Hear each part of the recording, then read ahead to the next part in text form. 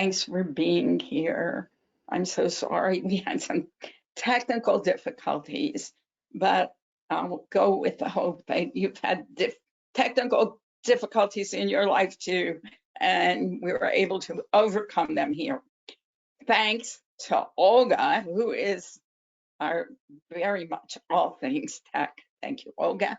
And we have Linda Benjamin, our relationship manager, with us today. And we are recording this. So let's go ahead. And I am Rita Wolfson, and I am founder of Financial Social Work. And I'm so glad you're here. This has been a really interesting process creating this webinar, and I'll share that with you in a minute. Our work here at the Center for Financial Social Work is truly important to me. I've been doing this for over 25 years, and it gives me so much pleasure to know that we are able to provide personal growth and professional development to those who are part of our community. And now that includes you. So I just want to make sure that you can know the answers to some of these questions, and we have some suggestions for you. Check the chat box for messages. We do not share slides. They are proprietary, but the recording will be up on our website, Facebook page, and YouTube channel within a day or two. You can type your questions into the question box, and we'll answer as many as time permits. We will also be having an interactive session when you'll be using the question box also. There are no CEs for this month's free monthly webinar. And if you have any technical issues, you can go ahead and visit logmein.com. And we hope you'll stay with us because we have a bonus for you for taking your time to attend today. So be sure and stay with us. I'd like to begin with our financial social work affirmation that goes, just for today, I will love myself enough to face my fears, practice self-acceptance, and embrace hope. I'll silence my inner critic, speak my truth, and make peace with myself and with my past.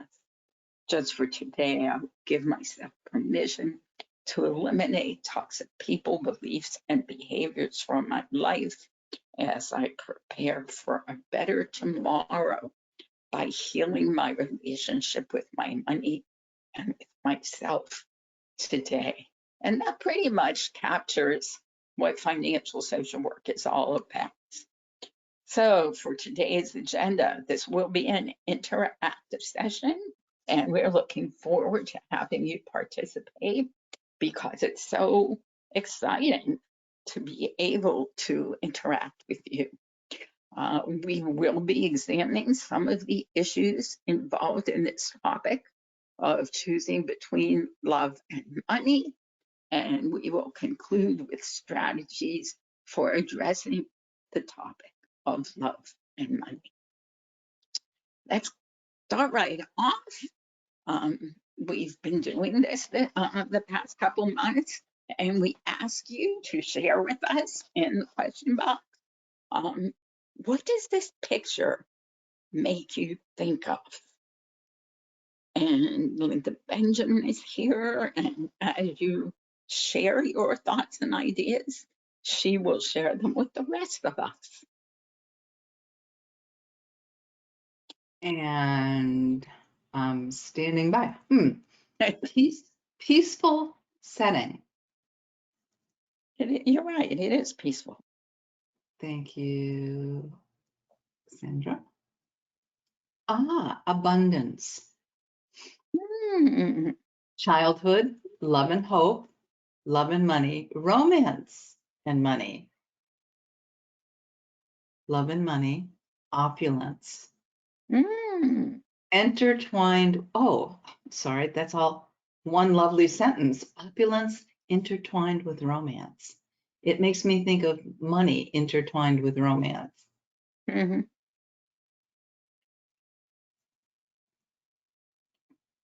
Okay, anybody else want to share? Honestly, the reason I picked it is because it reminded me of definitely love and money. It reminded me of a wedding. Um, okay, then we can continue.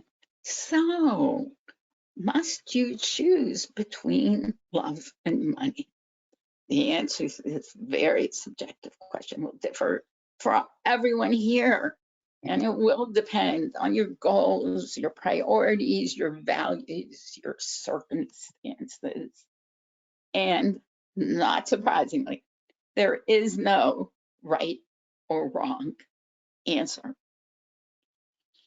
As with everything having to do with money, there is no one perfect way to address the issues surrounding love and money.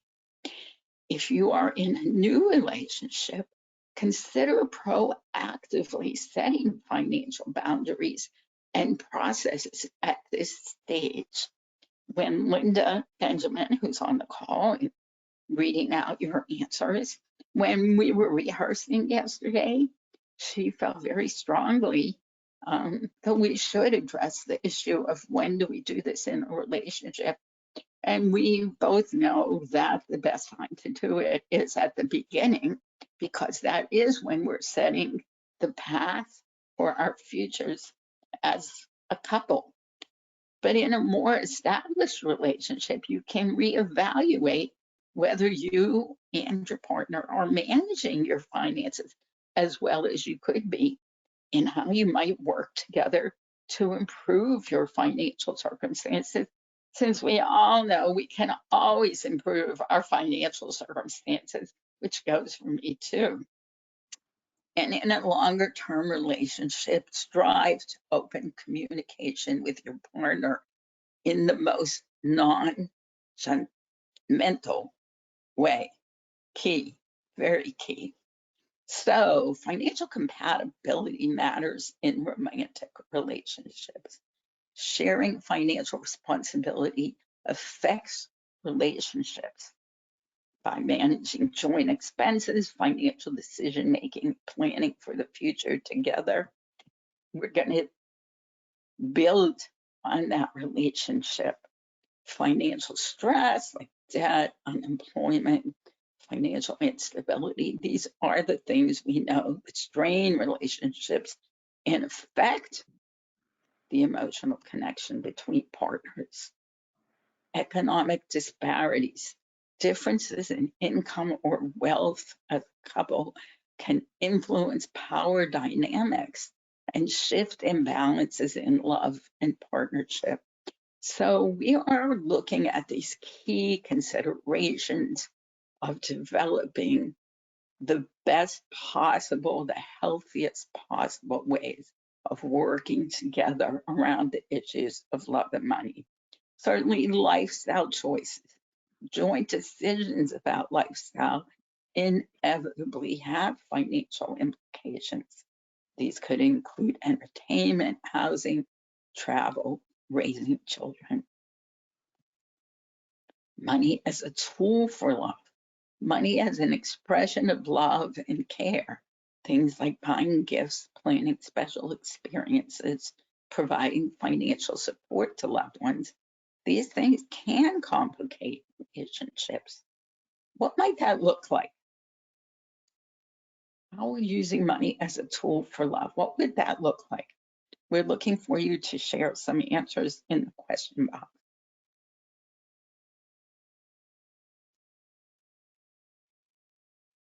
Buying an engagement ring, manipulation, Mm, loaning money to close relatives, mm, planning a vacation, buying gifts to make up for absence of being there for special events. what great answers, right, Lynn? Planning an expensive wedding. Yes, buying a home, hiding money from spouse, buying company trophy partner, I personally prefer to pay my bills instead of receiving expensive gifts. Ah, cool. Okay. Okay. Well, those were really helpful and interesting answers. And by listening to them, we can begin to see the scope of how using money as a tool for love can complicate things. Financial infidelity, as with emotional infidelity, hiding financial information, secret spending, or undisclosed debts can erode trust and impact love and intimacy. Financial planning, when couples plan their financial futures together, setting their goals and budgets and savings, planning for retirement together, obviously that will further strengthen the relationship. But what we want to think about here, of course, is when we're not doing those things, how is it harming that relationship? Each couple's experience with love and money will be unique. They'll be influenced by their individual circumstances, values, and communication skills. Socioeconomic factors, cultural and societal norms can influence how love and money intersect within different communities and relationships. There's economic abuse, that control, manifestation of power and control. And in an abusive relationship, it definitely limits a person's financial independence and freedom and factors into the relationship. The relationship between love and money is complex. It has the potential for both positive and negative influences on romantic relationships.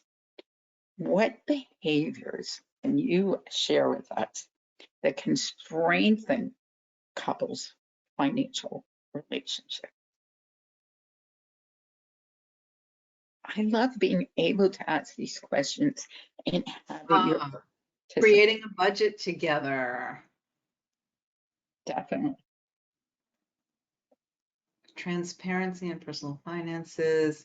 This is a good training so far. Thank you for the feedback.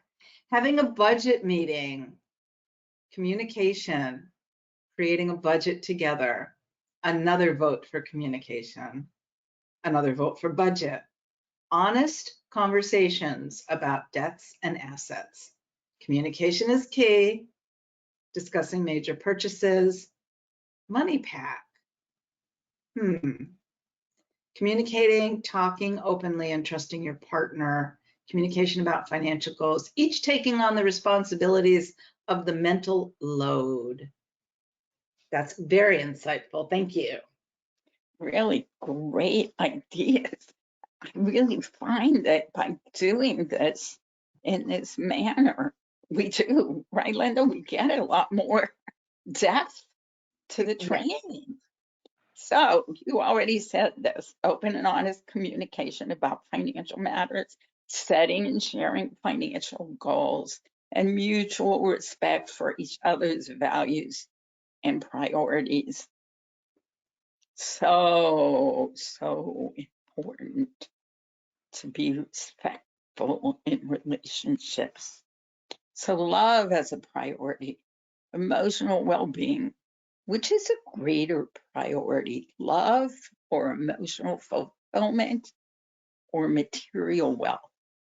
Love and meaningful relationships can contribute significantly to emotional well-being and happiness. Love often finds a sense of purpose and meaning in life. For some, the joy and fulfillment derived from close relationships is more important than financial success. And I hope as we go through each of these slides and each of these talking points, that you consider where you are on the continuum with each piece. Money as a priority, financial security. Money is essential for meeting basic needs, food, shelter, healthcare, and education.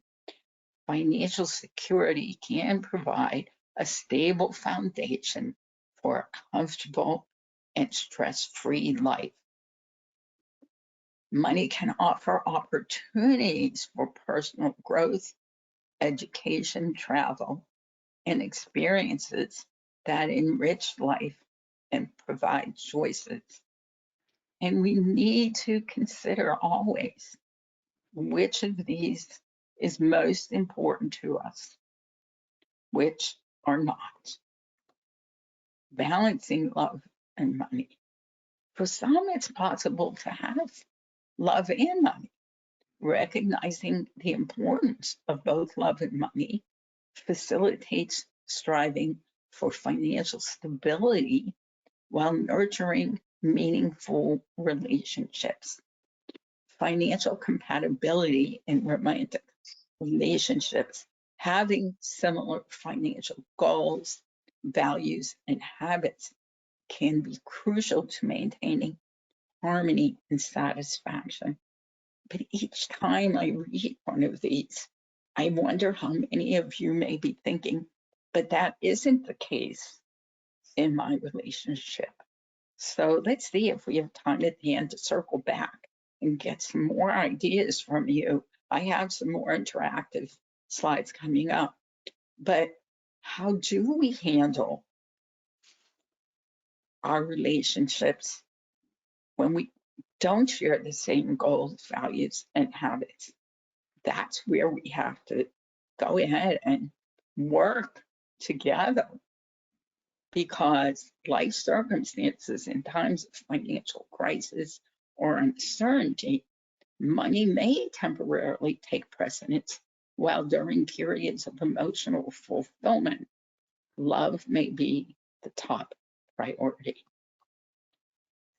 Context matters. The importance of love and money is a personal, very personal, very individual matter. People make choices and prioritize these aspects based on their values, experiences, and immediate needs. And of course, priorities change over time and differ from one person to another. So if you remember when we started, I had a slide that addressed if you're in a new relationship, if you're in a longer relationship, and if you've been in that relationship for a long time, all of those can be improved upon. It just takes some forethought. When it comes to love and money, strive to find the balance that aligns with your values and brings you fulfillment and happiness on your unique financial journey. When I decided to do this particular webinar on love and money, it was with the thought that February is Valentine's month, and I always wanted to do something on love and money. But I'll be honest, it really kind of took on a life of its own. And I'm so glad if you're finding this helpful to you. So do you know your personal financial expectations in your current or hoped for relationships? If you don't know them, it's highly unlikely to achieve them. But here's the rest of that. Do you know your partner's expectations?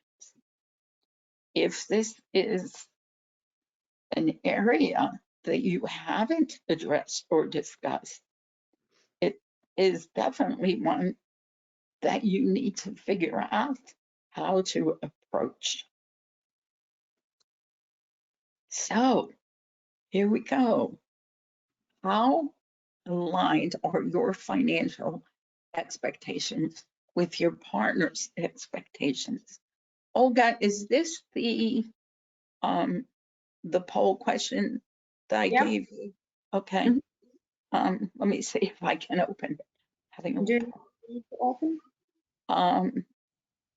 let's see, poll, one poll. Okay. Okay. I'm going to launch this poll and give you a minute or so.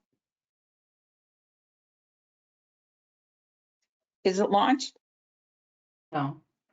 No. Okay. I'm hitting launch, but I'm launching. thank you.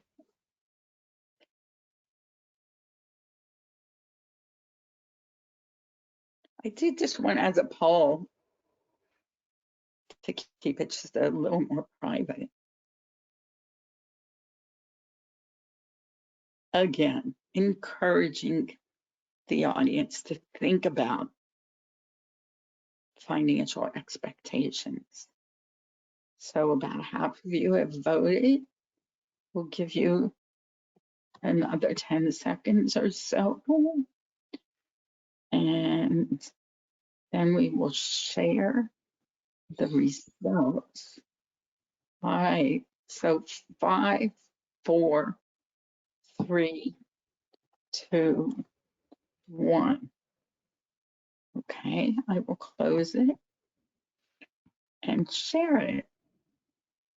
So 14% of you are in really good shape, 32% are in better shape, and we can see the need to be doing more about money in our relationships. Thank you, everyone, for your participation. Okay. Okay, but this is one you can do in the answer box. What techniques could a client use to better align financial expectations with a partner? And this is an important one because we saw that a significant part of our audience wishes or thinks and feels that they were more aligned with their expectations. Anybody responding? Yeah, we've got budget together, develop shared vision, individual goal setting, and then comparing your answers. Great. Open books, establish a joint bank account for joint expenses, home, car, groceries, kids. Discuss prior to anything permanent. Bank at the same bank. Set a monthly date to sit and talk about finances. Yes, yes, yes. Yes. Create rules, expectations on debt, financial plans, set goals together. Set a monthly date. Okay. I'd like to expand what one of our wonderful folks here said, discuss prior to anything permanent. I would like to share with everyone something that's so simple and yet so elegant. On the previous question, one of our participants gave the following response, and again, just elegant in its simplicity. She said, talking about expectations and finances with a partner, it was said that we have a $50 rule. Neither of us will spend more than $50 without talking to the other. And I suppose you and your partner could determine amongst the two of you what that rule is. But thank you for submitting that. And I just thought, again, simple to remember and just kind of elegant in its simplicity. This is the greatest. I love this. I love hearing everybody's suggestions. And when I started working on this webinar, I realized as I took on Phone Life, how little we could cover in this amount of time and how large the need is for couples to do and work together around their financial circumstances. So thanks, everybody. But we're not done. So create a safe space. So we wanted to go ahead and talk about how do we work with partners around money. And the first step is to create a safe space, because that doesn't exist in every relationship. And of course, it is easier to establish at the beginning, although at the beginning of a relationship, nobody really seems to want to talk about money. So don't try to build the relationship on money. Start gradually. Do what you can to find shared values. Pay attention. How open or reluctant is the other person to discussing salary, debt, student loans, and other financial topics? How does that person spend free time and discretionary money? What we're seeing here, I think, is the opportunity to learn through observation by paying attention without necessarily having to start these conversations, particularly in a new relationship. When the time comes to address financial concerns, be thoughtful about where and when to have that discussion. Establishing financial boundaries and a safe space for money talk creates the foundation for healthier, long-term relationships. And always remember that every relationship is different, and what works in your relationship might not work for your friends or your relatives in their relationships. So, another question for you: when and where is the best time and place for financial discussions with a partner? What do you think? And if someone needs to know where to put their answers, it's in the question box. Okay. At home, when both are relaxed, in the home, kitchen table with a great cup of tea or coffee. Perfect. Before moving in together, Yes, when you can maintain attention and a place where you can have privacy. definitely.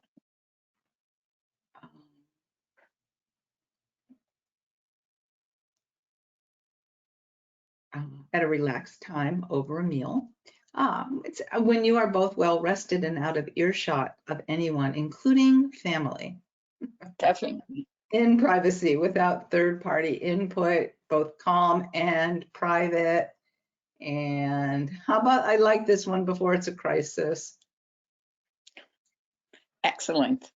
Excellent.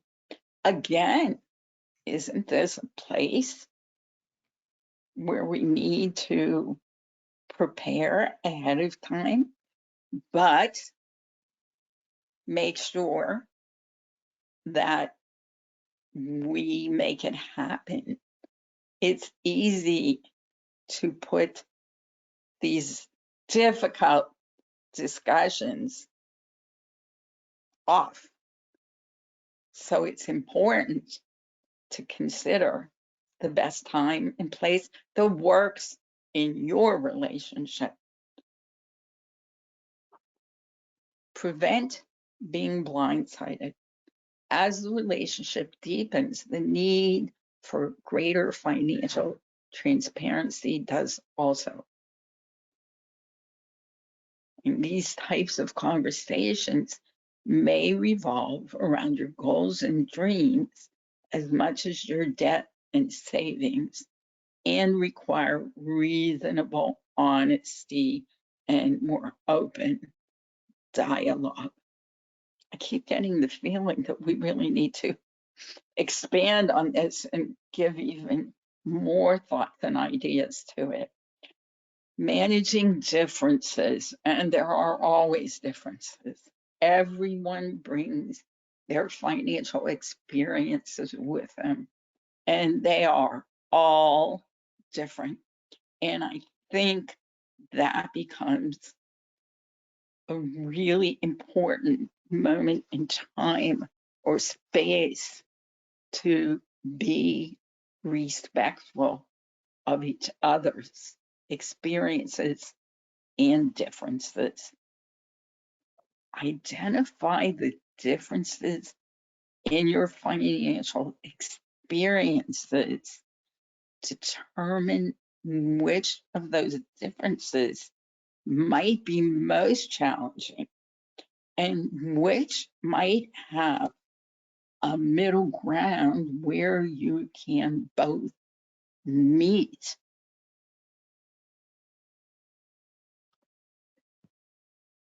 What are two ways to more positively and proactively navigate financial differences in a relationship?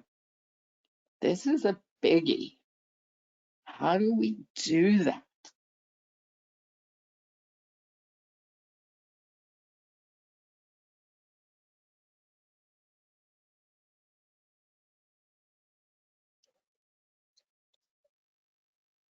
Anybody jumping in?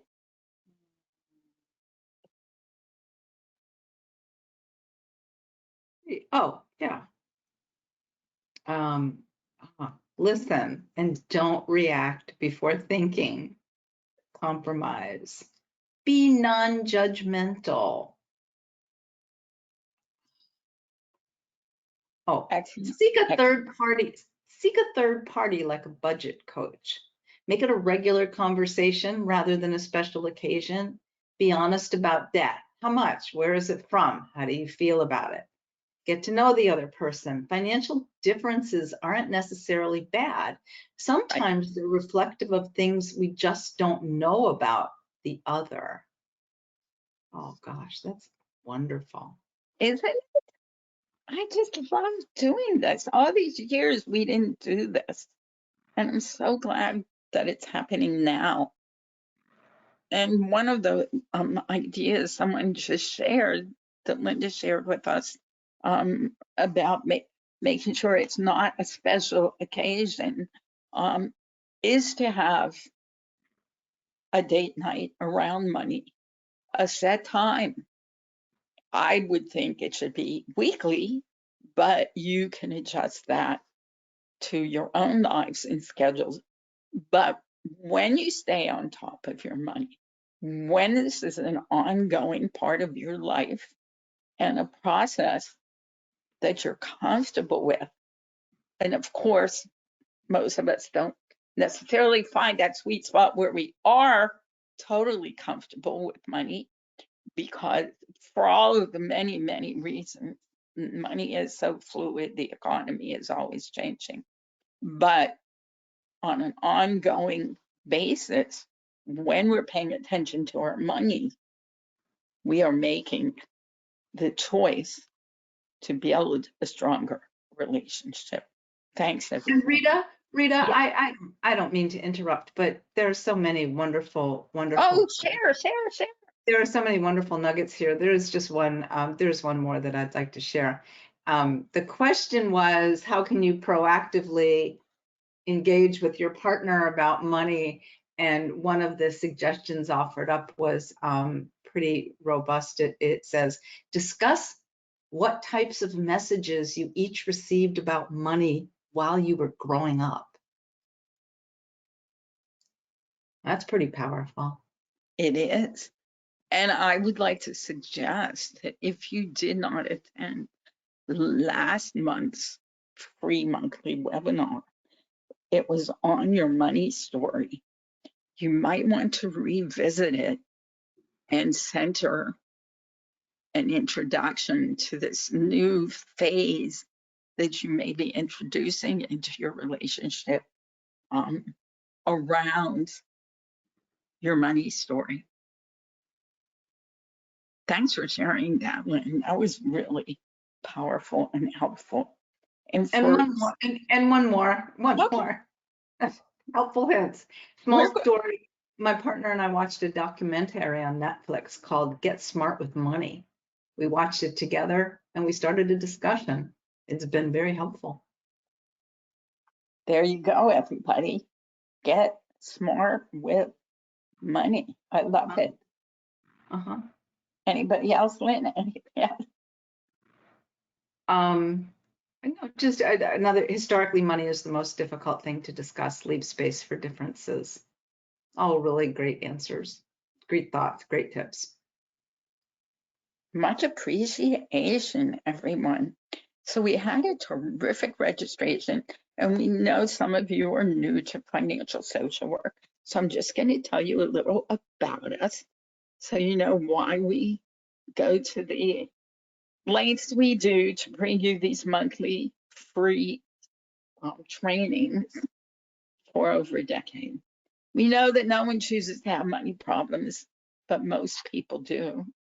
And that's why so many Americans need financial social work. Money is complicated and life is complicated. Together, they can feel and be overwhelming and intimidating. And there is no one or easy solution or fix for lessening the complication of money and life. But financial social work tries to bridge the gap between them to simplify the process. Financial social work is a behavioral model addressing the financial thoughts, feelings, attitudes, beliefs, values, and experiences that drive financial behavior. Because until and unless behavior changes, nothing changes. And financial behavior is how one earns, spends, saves, shares, and borrows. Financial social work is at the intersection of social work, politics, the economy, gender, racial, economic, social, climate, and other abled justice. And it is about mental health and financial inequity. It is interactive, reflective, holistic, and multidisciplinary, very, very heart-centered and user-friendly.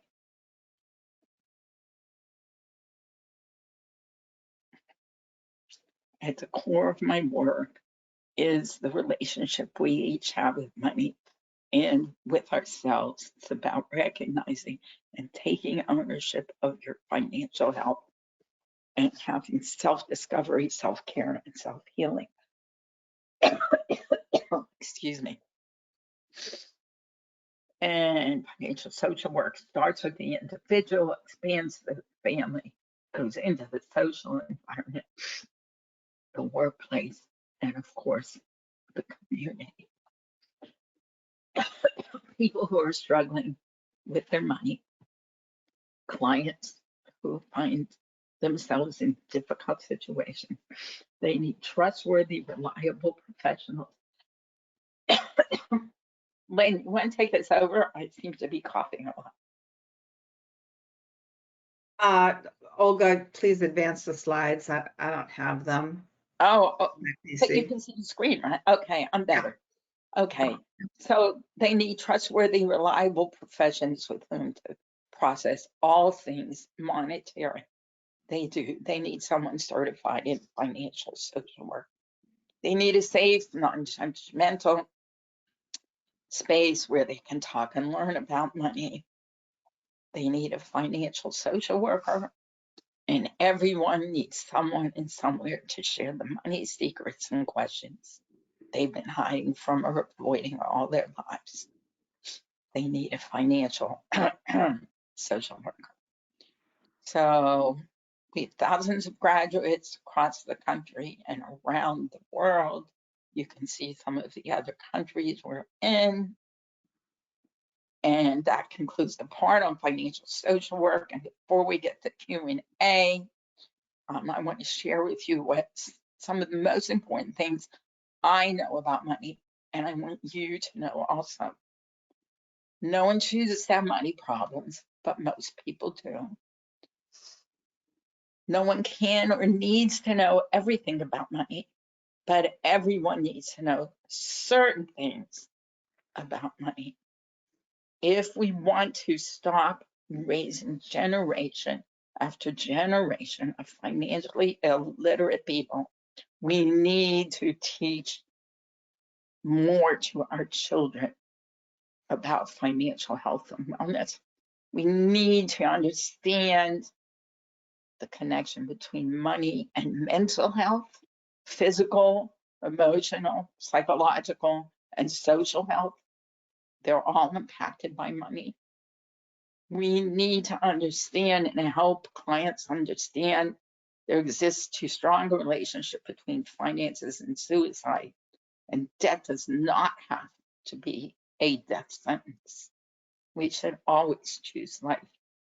When we talk about money, what are we really talking about? Sure, we're talking about survival and safety and security, but we're really talking about power, because those who have the money have the power. And everyone has a relationship with money and the self, and most need healed. Healing your relationship with yourself takes time, honesty, less self-criticism, and more self-love. And healing your relationship with money begins with your thoughts, feelings, attitudes, values, and experiences. We have additional resources for you. Next month, our free monthly workshop does include a free CE, and it is on modernizing social work to meet the financial needs of today's social workers and clients. And we have a panel discussion of several graduates that includes a free CE in our April webinar for Financial Literacy Month. And we have bankruptcy basics for financial and mental health for our May free webinar. You can register for all of those right on our website. We also have a financial wellness magazine that's a great way to keep you in touch with your client populations. We have a professional financial social work directory, and for $99, you have a lifetime registration in it. You can find all of these things on our website. We have a partner program where social workers and others have earned hundreds of dollars from making referrals. If someone you refer uses your partner link, you get 10% of the cost of what they spent, and they get a 10% discount. And very exciting to tell you about our financial social work collaborative. These 4 amazing graduates from the Center of Financial Social Work have created this collaborative, and they have set up for February. They had their first meeting last month, and I attended that. So there is a networking event on Valentine's Day at 2 p.m. Then there are office hours, and if you register at the website for fswcollaborative.com, you'll be able to register for any of these upcoming events with office hours. It looks like Tiana on the 15th of this month will be available on Zoom at 2 o'clock. And if you register, you can attend. And then Shay has office hours, so you can ask questions and learn more about financial social work. Or if you are a student or graduate, you can share your ideas, your experiences with financial social work. And then on the 27th at 6 o'clock, there is another networking event. We'd love to see you there. We'd love you to be part of the social media for the collaborative. And we have, for those who attended today, a 15% discount, we call it, our webinar attendee discount. So the certification is $695. It does include a lifetime membership in the directory. It also includes 20 CEUs. And if you use webinar 202402 for midnight tomorrow night, you will be able to use the discount code, then get 15% off of the cost. And that concludes my part. Now, does anyone have any questions or anything you'd like to share?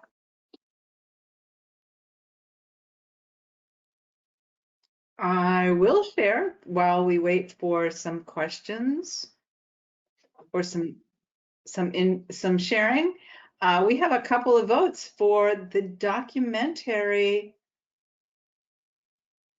Get Smart About Money.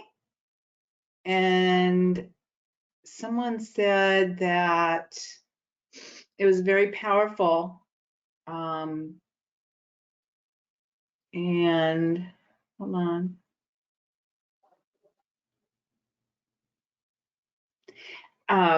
So many people are coming from a mindset of generational poverty. My husband was, and we were the first generations not living below the poverty line. So I thought that was fun to share. We have someone who wants to say, thank you so much for your insight. This has been a great way to put things into perspective. You are very welcome. We appreciate that feedback. And fabulous workshop. Anybody have any suggestions? Oh, wait a second. Our dear friend Michael Vasquez, he says for the collaboration, it looks like he's not able to sign up unless he has a unique link. I don't know, Michael, send them an email or something. Michael, send me an email and I'll get it to them. We would love to have you there, Michael. Yeah, absolutely. We know Michael and you are a student, I believe. Oh, that'd be wonderful. Yes, we know you'll contribute a lot. We love our Zooms. We love getting to know the people in our community. And by the way, if you are considering the certification, you are invited to attend one of the networking, any of them, I believe, I guess once or twice, just so you can get more answers. You can always schedule a call with me on our website. There is a calendar to do that. But it's also great to hear from others who have taken the certification and discuss what they're doing, how they're using it, how it's affected them personally and professionally. Awesome. Okay, Michael's on it. We have a question. In your opinion, would the money conversation be different if it's happening between married couples or would that be different from those who are not married but cohabitating? You know, I was thinking about that. I was thinking about so many different directions that these conversations can go in. But if you are cohabitating, it's just as important, because how are you dividing that money? Are you just living together? And again, this is my opinion. This is not research based, but because most of us do work with clients, the same issues exist. If you're buying food, are you paying for it together? If you're going out to dinner, I mean, so I think the issues are the same. Are you paying rent to each other? Are you paying a mortgage? How are you splitting things? And I know that these are topics that are easier to discuss early on before you get into the habits of just doing your money the way you do it. But I would say that my answer is absolutely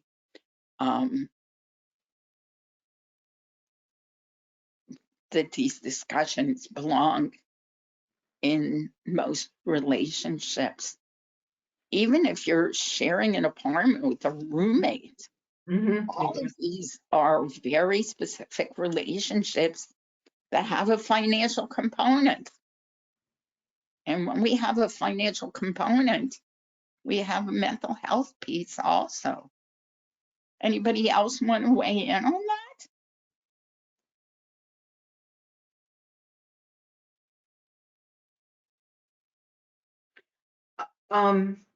I don't think I have any way. I don't think I have anybody weighing in, but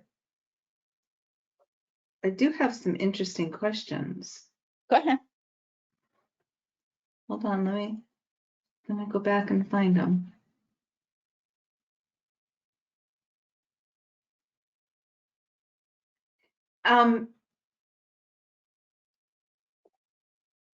There's one here. Oh, what types of work environments are current financial social workers working in?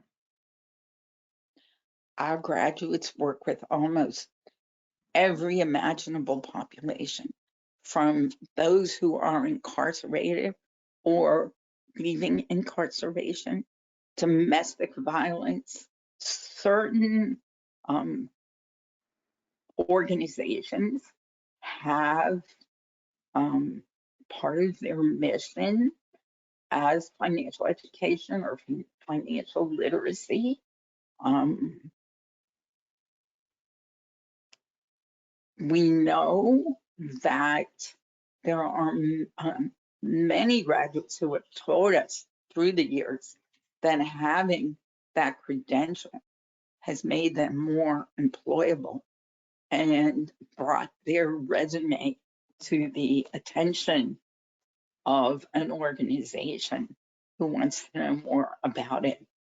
You're not likely to find at this point someone looking specifically to hire a financial social worker. Myself and a graduate of the certification have been asked to write a textbook on financial social work, which should probably be published in the next year and a half. So it will be an expanding field of our profession. I was named an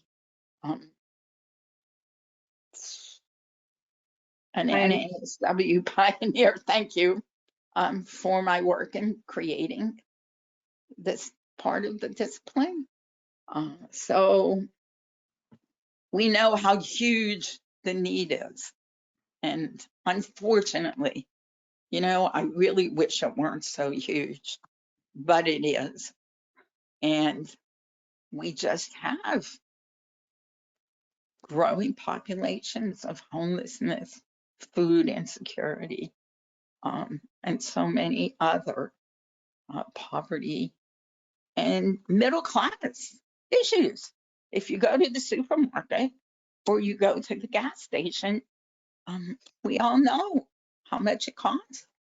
The cost of daily living is very high.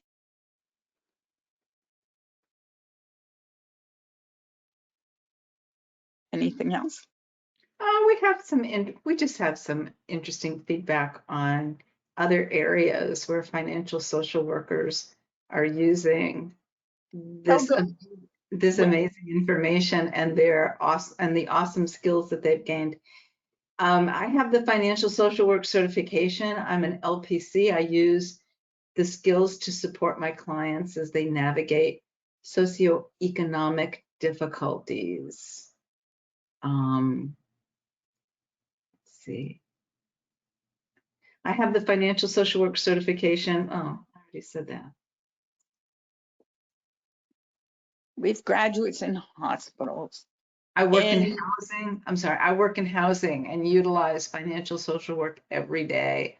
Also in housing counseling. And I guess that's it. I think the one piece I may not have made clear is that I created it so that I would know that our graduates would have the skills and the tools they need to improve their own financial futures, as well as to help clients do the same. Well, then I want to thank everyone for joining us. I hope we'll see you back here next month. And I wish you so many wonderful things. Stay healthy. Bye now.